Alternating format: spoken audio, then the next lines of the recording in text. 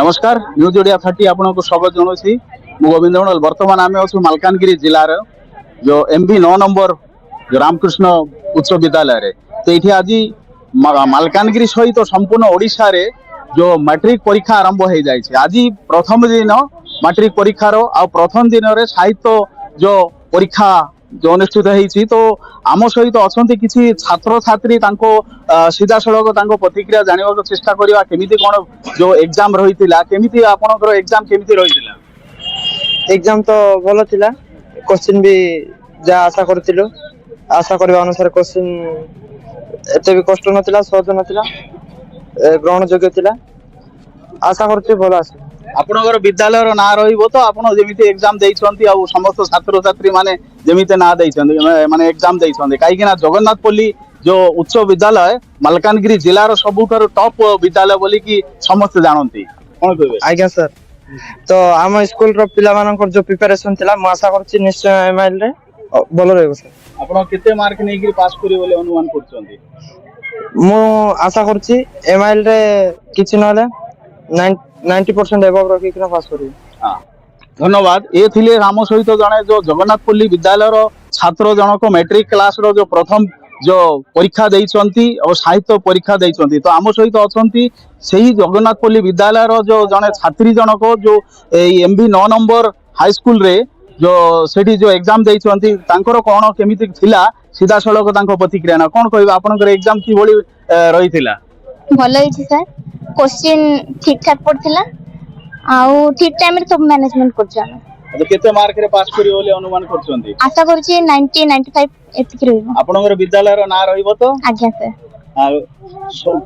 पाखा पाखी की बोली जो मैनेजमेंट भितरे जो व्यवस्था करछंती। हां सब ठीक अछि सर। सब ठीक अछि। हां तो ये सुनिथिले आम सहित विद्यार्थी थिले जो छात्र छात्री दुई जन तांकर प्रतिक्रिया नेइछु पाखा पाखी जो समस्त भलो भाबरे जो परीक्षा देइछंती। एही जो 9 नंबर जो तांकर बोर्ड परीक्षा पड़िथिला मैट्रिक बोर्ड रो सेठी भलो भाबरे परीक्षा देइछंती बोले तांके जो कैमरा सामने रे कहिछंती। आउ यही जो विद्यालय रही रामकृष्ण उच्च विद्यालय एमबी 9 नंबर जो विद्यालय कर्तृपक्ष तथा प्रशासन तरफ बहुत भल व्यवस्था करा जायतिला। जगन्नाथपल्ली उच्च विद्यालय मालकानगिरी जिलार सबुठारु टॉप जो विद्यालय कहीं जो मालकानगिरी जिलार कोण अणुकरू जो छात्र छात्री माने सही विद्यालय अध्ययन करने को आसती कहीं से विद्यालय अध्ययन करी बहुत जो छात्र छात्री माने भविष्य गढ़ी जड़े किए डॉक्टर जड़े इंजीनियर किए जड़े नेता किए जड़े भल चाषी भी होती यही विद्यालय अध्ययन करी। तो आम सहित अच्छा से जगन्नाथपल्ली विद्यालय सार जने को गाइड साजिक आसते जो पिला नहीं छात्र छात्री मान जो 9 नंबर रामकृष्ण उच्च विद्यालय रही से विद्यालय बोर्ड परीक्षा पाई आसते। तो सीधा सड़क सार को प्रतिक्रिया सार सर्वप्रथम न्यूज ओडिया 30 आपको स्वागत जनाऊँ। केते जन छात्र छात्री जो आपण नहीं आसते जो परीक्षा देवा पाई। सर 269 जन छात्र छात्री हमरो एठी परीक्षा दउछंती। औ केमिति रहिथिला सर पिला मानकर परीक्षा परीक्षा जहाँ मु पिला मानक थारु बुझुतली बहुत भलो करछंती। हमें जो बोली भाबे आशा करथिलु ताटो भलो करछंती बोली पिला कहउछंती। क्वेश्चन भी बहुत भलो थिला, किछि खराब नथिला।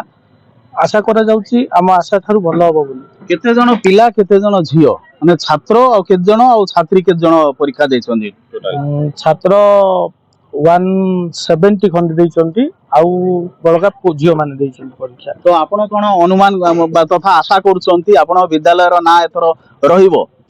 आशा करुछि सर वर्ष जाक पिला माने प्लस सार माने जो प्रकार परिश्रम करिसंती आशा थारु भलो रिजल्ट होबो बोली सुना जाउछि। आज तो फास्ट परीक्षा ओडिया पेपर तो देखुतली बहुत भलो अछि, आगु को देखा दियो सर। आगुरे को दिन और को परीक्षा रही सर ठीक हमरो गोटे गोटे दिन गैप रे गोटे गोटे एग्जाम अछि। आज ओडिया नेक्स्ट काली छाड़ी पहर दिन अछि इंग्लिश, तापरे आ गोटे दिन छाड़ी अछि हमरो थर्ड लैंग्वेज हिंदी संस्कृत अछि, तापरे मैथमेटिक्स एमती 2 तारिख दिन मैथमेटिक्स लास्ट सरी जीवो। धन्यवाद। ये थिले आम सहित जगन्नाथपल्ली विद्यालय शिक्षक जनक जो तांके गाइड साजिक आसते तांके जो निजे कही पाखापाखि विद्यालय सबुठारु मालकानगिरी जिलार सबुठारु बड़ जो विद्यालय तथा जो सबुठारु नामी गिरामी टॉप जो विद्यालय बोली कहा जाए और रिजल्ट भी 100% भलो रहिबो बहुत छात्र छात्री माने जो फर्स्ट डिवीजन रे पास करिवे ताठू डिस्ट्रिक्शन रे भी पास करिवे बोली सार जो मत प्रकाश करथिले मालकानगिरी जिला एमबी 9 नंबर रामकृष्ण विद्यालय रो गोविंद मंडल को report news Odia 30 news Odia 30 channel रो नुआ नुआ अपडेट शीघ्र देखिबा पई चैनल को सब्सक्राइब शेयर लाइक एवं कमेंट्स करंतु धन्यवाद।